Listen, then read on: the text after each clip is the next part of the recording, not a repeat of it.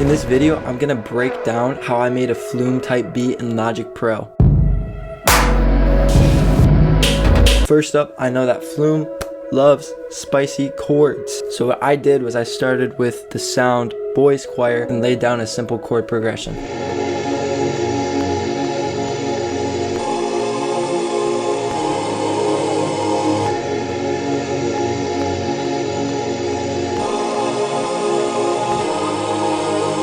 And if it's gonna be a Flume type beat, every sound cannot sound like the original stock sound. You have to add effects to it, make it sound spicy, make it sound more chaotic, and then tame it down for the final beat.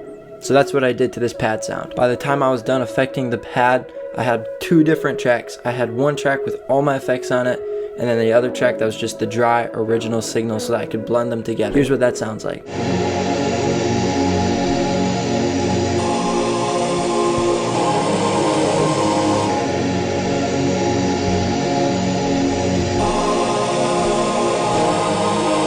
These pads were sounding pretty static, and I wanted to add something that would make them a little bit more interesting, so I decided to add an ARP. By speeding up and randomizing the ARP, we're able to get a pretty cool Flume style effect.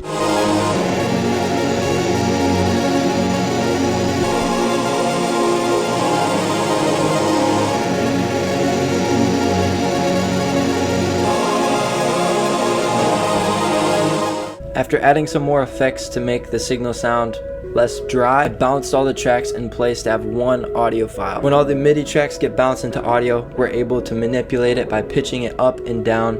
Here's what that sounds like.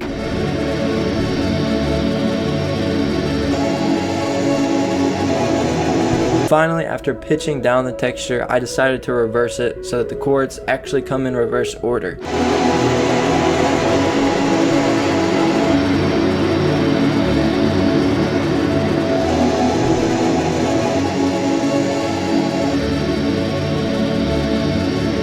By doing these two simple things, pitching it down and reversing it, completely changes the sound to my ears and gives me fresh, creative ideas for the rest of the project. After this, I decided to add a synth lead line to this.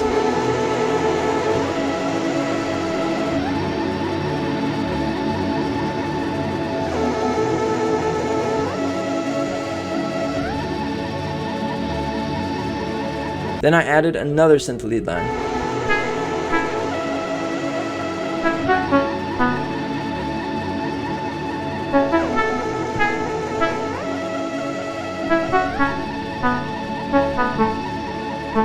And then finally, because 3 is a cool number, I added one more synth lead line.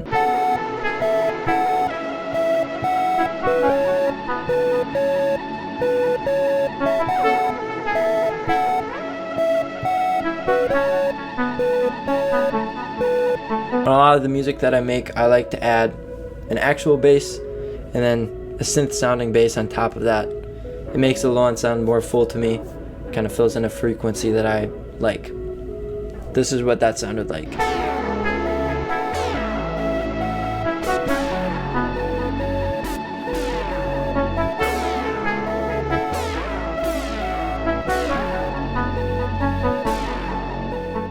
After this, it was time to start adding in drums. Flume has super specific drums, and there's probably a way to create it in Logic using stock sounds, but we don't got time for that. So I grabbed my Sophie sample pack, got to work. Here's the pattern that I ended up with.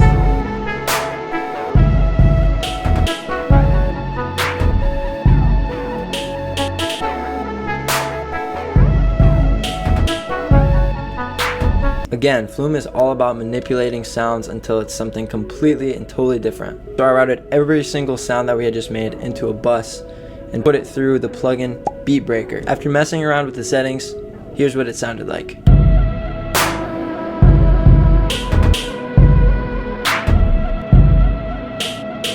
Finally, it was time to throw in bass. And we can't have this bass sounding just like a normal 808.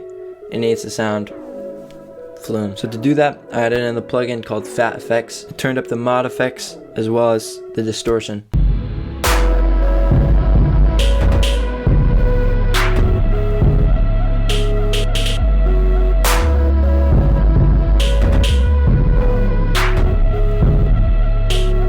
After playing around and automating the intro, Here's what the full beat sounded like.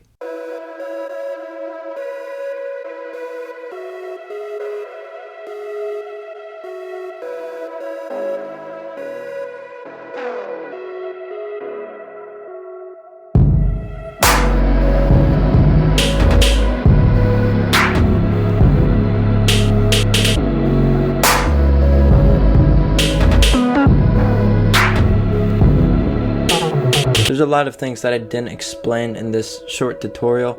If you would like a longer breakdown, let me know in the comments. Press the YouTube buttons down below if you enjoy this style of content and would like to see more from me. Thank you so much. Have a blessed day. Peace.